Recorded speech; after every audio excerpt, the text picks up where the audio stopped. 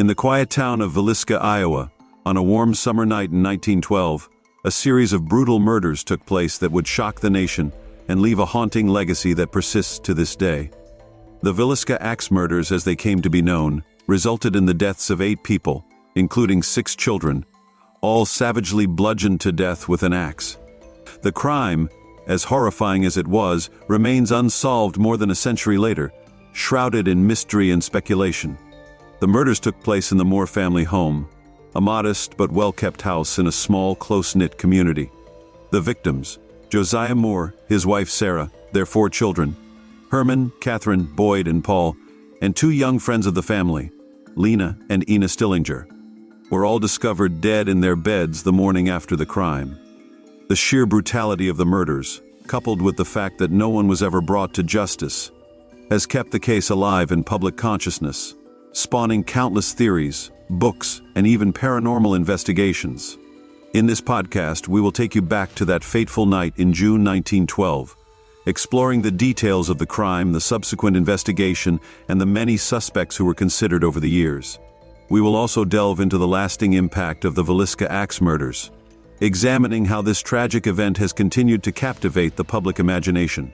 This is not just a story of a gruesome crime, it is also a tale of a small town forever marked by an unspeakable tragedy, and a case that remains one of the most perplexing mysteries in American history. Villisca, Iowa in 1912 was a typical Midwestern town, home to about 2,000 residents. Situated in Montgomery County, Villisca was primarily an agricultural community, with most of its residents involved in farming or small businesses that supported the local economy. The town was close-knit, where everyone knew each other, and life revolved around family, church, and community events. The town itself was peaceful, with little to disturb the daily routines of its residents. The streets were lined with modest homes, and the town square was a hub of activity, featuring a few shops, a general store, and a church where families gathered every Sunday. The people of Villisca were God-fearing and deeply religious, with the church playing a central role in their lives. It was a place where doors were often left unlocked, and children played freely in the streets without fear. This tranquil setting made the events of June 10, 1912, all the more shocking.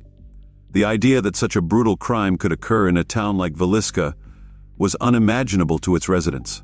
The crime would not only shatter the sense of security in Villisca, but also leave a lasting scar on the town, transforming it from a peaceful community into the site of one of the most notorious unsolved crimes in American history.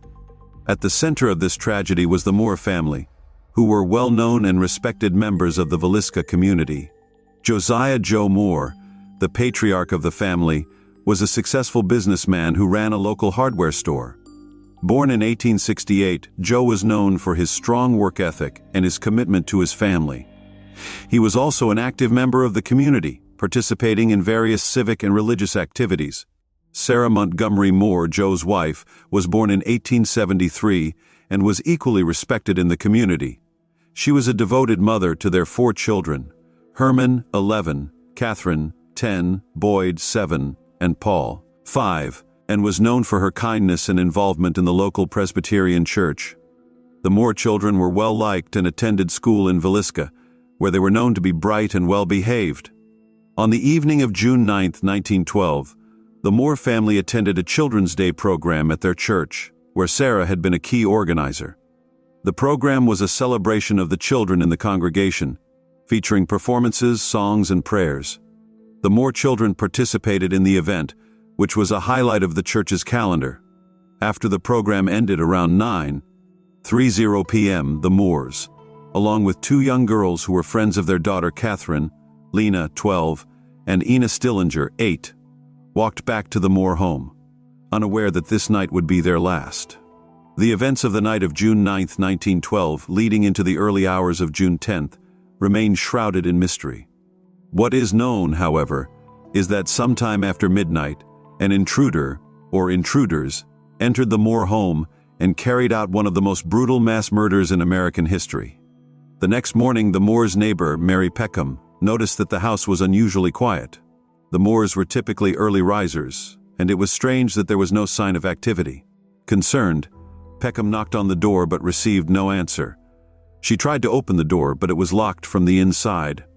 Growing increasingly worried, she contacted Ross Moore, Joe's brother, who arrived with a spare key. Ross unlocked the door and entered the house, calling out for his brother and his family. When there was no response, he made his way through the house, eventually arriving at the upstairs bedroom. What he found there would haunt him for the rest of his life. The scene was one of unimaginable horror. In the bed, Ross discovered the bodies of Joe and Sarah Moore, both brutally bludgeoned to death with an axe. The weapon, later determined to belong to Joe, was found in the room, covered in blood. The scene was grisly, with the victims' faces so badly damaged that they were almost unrecognizable. The killer had covered their heads with bedclothes, a detail that would later be noted as a possible sign of remorse, or a method to avoid being seen by the victims' dead eyes. Ross quickly exited the house and contacted the local authorities, who arrived shortly thereafter. As they continued to search the house, they discovered the bodies of the Moore children in their beds, each killed in the same brutal manner as their parents. In a guest bedroom on the first floor, the bodies of Lena and Ina Stillinger were found. Lena was discovered lying sideways on the bed with a defensive wound on her arm, suggesting she may have woken up and attempted to defend herself. Like the other victims, their heads were covered with bedclothes after the murders. The brutality of the crime shocked the small town. All 8 victims had been struck multiple times in the head with the blunt side of an axe, and the killer had methodically gone from room to room, ensuring that no one survived. The house was eerily quiet, with no signs of a struggle other than Lena's defensive wound. The killer had apparently moved through the house with chilling efficiency, leaving behind a scene of unspeakable horror. The investigation into the Villisca Ax murders began immediately, but from the outset it was plagued by a series of problems. The first was the contamination of the crime scene. In 1912, crime scene protocols were not as advanced as they are today, and the house was quickly overrun by curious townspeople, who trampled through the scene, potentially destroying valuable evidence. It's estimated that as many as 100 people walked through the Moore house before the authorities could secure it, making it difficult to reconstruct the events of the night. Local law enforcement was ill-equipped to handle a crime of this magnitude. Villisca's police force was small, and they lacked the experience and resources needed to conduct a thorough investigation.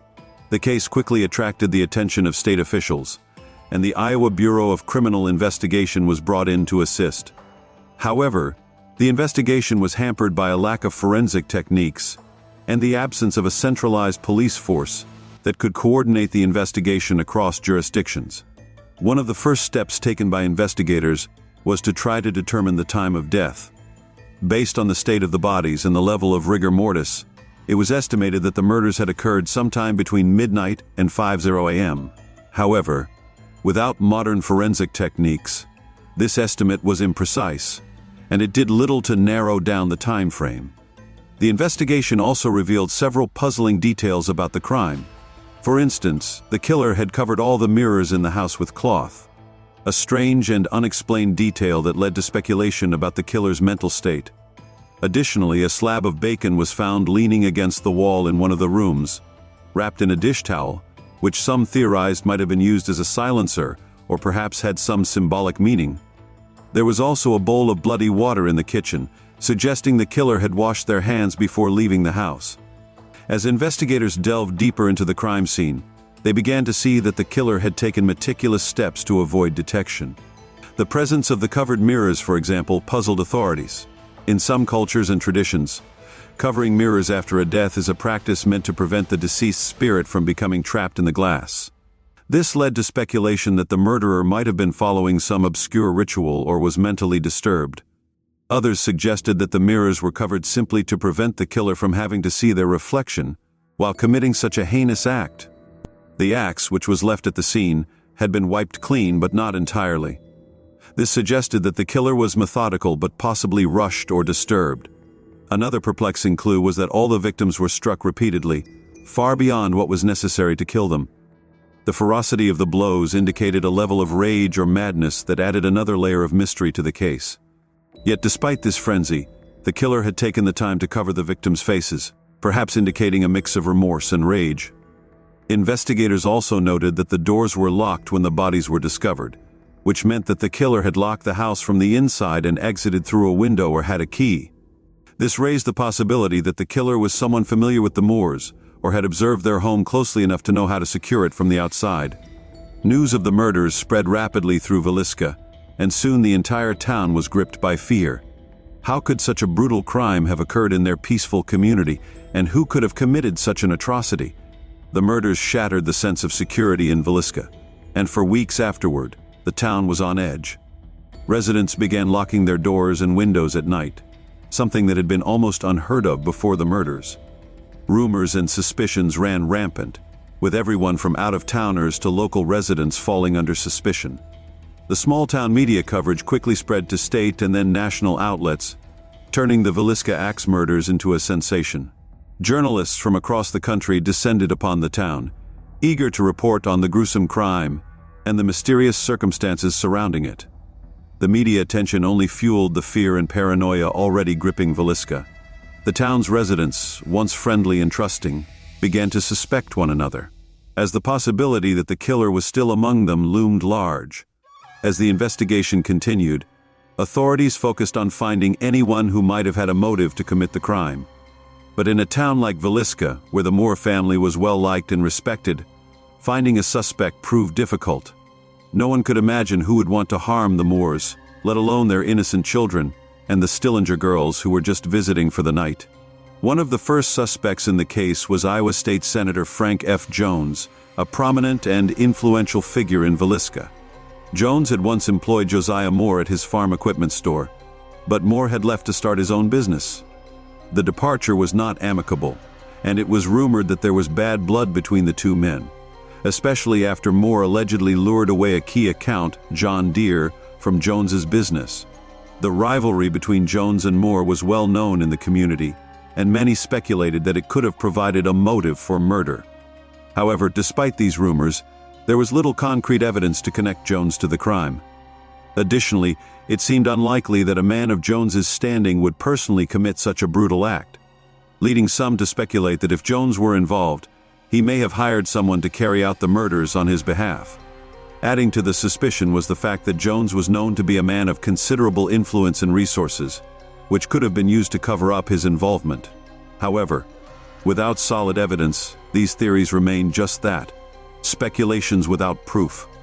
Jones steadfastly denied any involvement, and no charges were ever brought against him.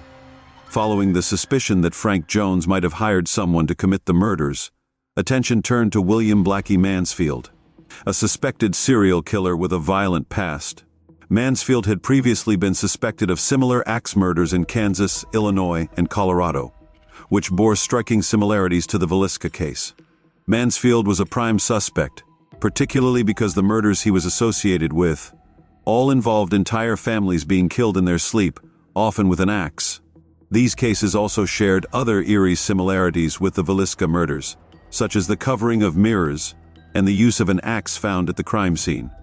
Private detectives, hired by the Burns Detective Agency, believed Mansfield had been employed by Frank Jones to carry out the killings, making him a plausible suspect in the Villisca case.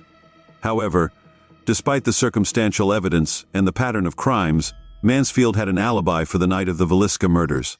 He was reportedly working at a rail yard hundreds of miles away in Illinois. Investigators could not conclusively link him to the crime, and Mansfield was never charged. His alibi, combined with the lack of physical evidence, eventually led to his release from suspicion.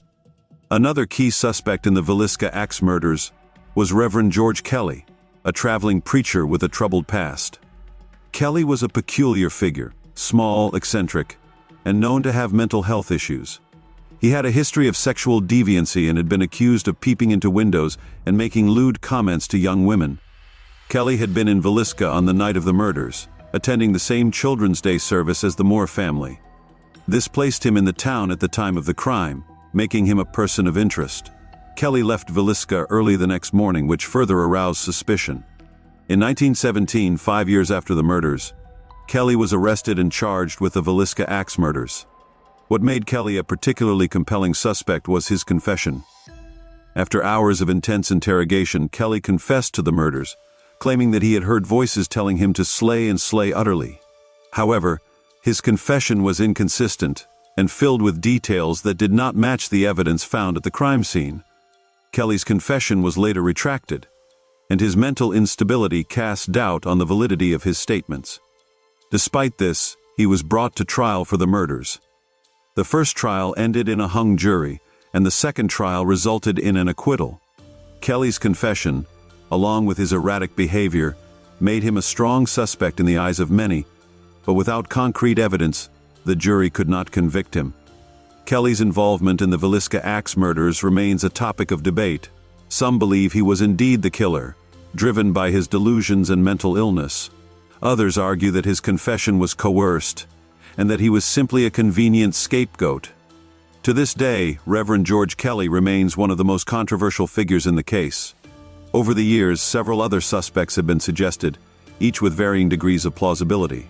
One theory involves a transient worker, or hobo, who might have passed through Villisca and committed the murders. The presence of nearby railroads made it easy for transients to travel from town to town, and some believe that a drifter could have committed the crime and then disappeared without a trace. Another theory suggests that the murders were the work of a serial killer who targeted families across the Midwest. The similarities between the Villisca murders and other axe murders in the region, such as those in Colorado Springs, Kansas, and Illinois, lend some credence to this idea. However, the lack of conclusive evidence linking these crimes has prevented authorities from confirming this theory. Yet another possibility is that the killer was someone close to the Moore family, someone who knew their habits and routines. This theory is supported by the fact that the killer seemed to know the layout of the Moore house and was able to move through it quietly, avoiding detection. However, no one in the Moore family's circle has ever been definitively connected to the crime. The Villisca Ax murders had a profound and lasting impact on the small town of Villisca. The brutal slaying of 8 people, including 6 children, shattered the sense of safety and security that had defined the town. Villisca, once a quiet and peaceful community, became synonymous with horror and fear. In the immediate aftermath of the murders, the town was gripped by paranoia and suspicion. Neighbors who had once been friendly and trusting began to look at each other with suspicion, wondering if the killer might be someone they knew. The idea that such a horrific crime could be committed in their midst, without any clear motive or explanation, was almost too much for the residents to bear. The funerals for the Moore family and the Stillinger girls were held just days after the murders, drawing hundreds of mourners from Villisca and the surrounding area. The community came together to grieve, but the atmosphere was heavy with fear and uncertainty. The knowledge that the killer was still at large cast a shadow over the town, and many residents struggled to come to terms with what had happened. As time passed, the initial shock gave way to a more enduring sense of loss. The Moore house, once a place of warmth and family life, became a grim reminder of the tragedy. Many in Villisca wanted to move on and forget, but the case remained unresolved, and the mystery of who had committed the murders continued to haunt the town. The investigation into the Villisca Ax murders continued for years, but despite the efforts of local and state authorities, the case remained unsolved. The lack of clear evidence and the contamination of the crime scene made it difficult to build a strong case against any of the suspects. Over time, the investigation became mired in politics and public pressure, leading to frustration and disillusionment among the residents of Villisca. The case became a national sensation, attracting attention from across the country. Reporters from major newspapers flocked to Villisca, and the town's name became known far beyond the borders of Iowa. This attention brought with it a mix of curiosity and exploitation, as outsiders sought to capitalize on the tragedy. For the families of the victims, the lack of resolution was particularly painful. They were left to grapple with the loss of their loved ones, all while knowing that the person or persons responsible had never been brought to justice. The Moores and the Stillingers were well known in the community, and their deaths left a void that could never be filled. Despite the numerous suspects and theories that emerged over the years, no one was ever convicted of the Villisca Ax murders. The case eventually went cold, with no new leads or developments. However, the story did not fade from memory. The unsolved nature of the crime, combined with its brutality, ensured that it would remain a topic of fascination and speculation for decades to come. The Villisca Ax murders left an indelible mark on the town of Villisca and on American history. The case became one of the most infamous unsolved crimes in the United States. capturing the imagination of true crime enthusiasts, historians, and paranormal investigators alike. In the years since the murders, the Moore House has become a site of pilgrimage for those interested in the case. The house has been preserved as a historical site, and visitors can tour the rooms where the murders took place. The house is said to be haunted, with reports of strange noises, ghostly apparitions, and unexplained phenomena. Whether or not one believes in the supernatural, there is no denying that the house holds a powerful and eerie presence, a reminder of the tragic events that took place there. The Villisca Ax Murders have also inspired numerous books, documentaries, and even fictionalized accounts. The case has been the subject of true crime podcasts, television shows, and paranormal investigations.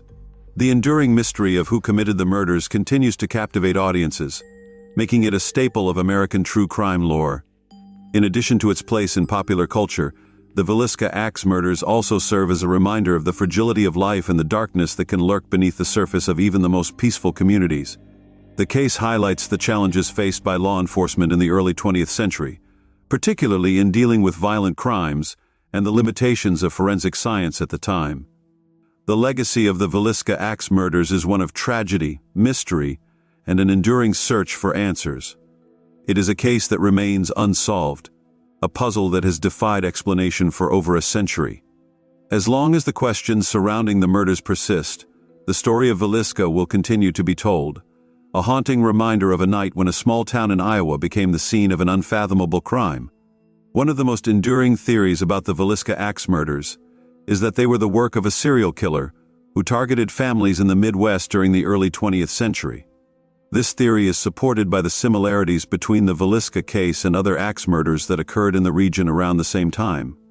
For instance, in Colorado Springs in September 1911, a family of 6 was murdered in their home in a manner strikingly similar to the Villisca murders. The family members were bludgeoned to death with an axe, and the killer covered their faces with bedclothes, just as was done in Villisca. Another similar case occurred in Monmouth, Illinois, where a man and his wife were killed with an axe while they slept.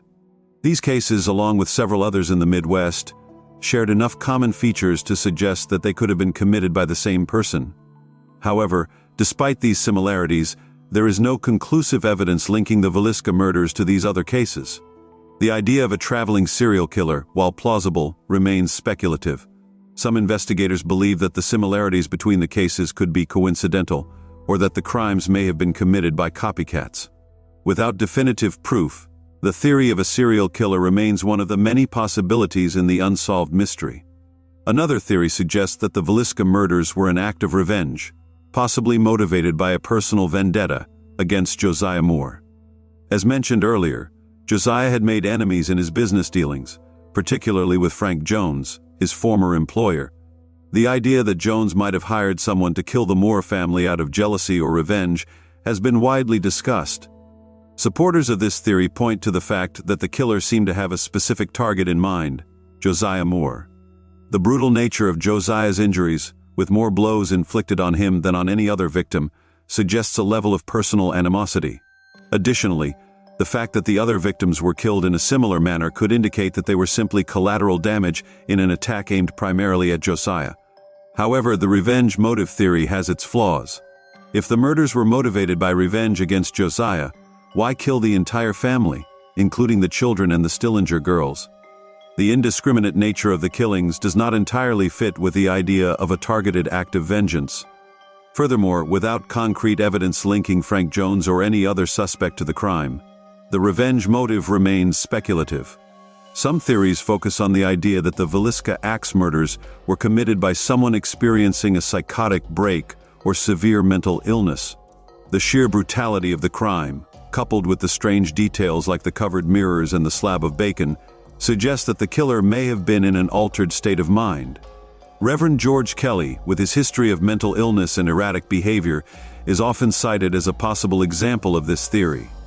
His inconsistent confession, in which he claimed to have been compelled by voices, supports the idea that the murders could have been the result of a psychotic episode.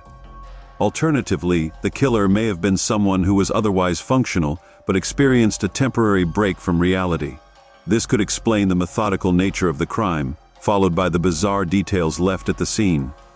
However, without knowing the identity of the killer, it is impossible to say for certain whether mental illness played a role in the murders.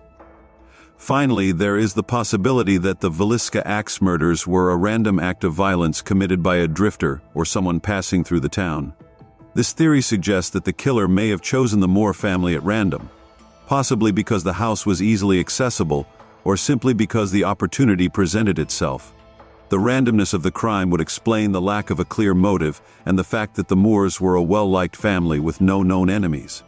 It would also fit with the theory that the killer was a transient or a stranger who could move on quickly after committing the crime, leaving little trace behind. However, the random act of violence theory also has its weaknesses. The level of premeditation involved, such as the choice of the axe, the careful covering of mirrors and faces, and the methodical way the murders were carried out, suggests that the killer may have had a specific plan or purpose. Additionally, the lack of any signs of forced entry or theft points away from a purely opportunistic crime.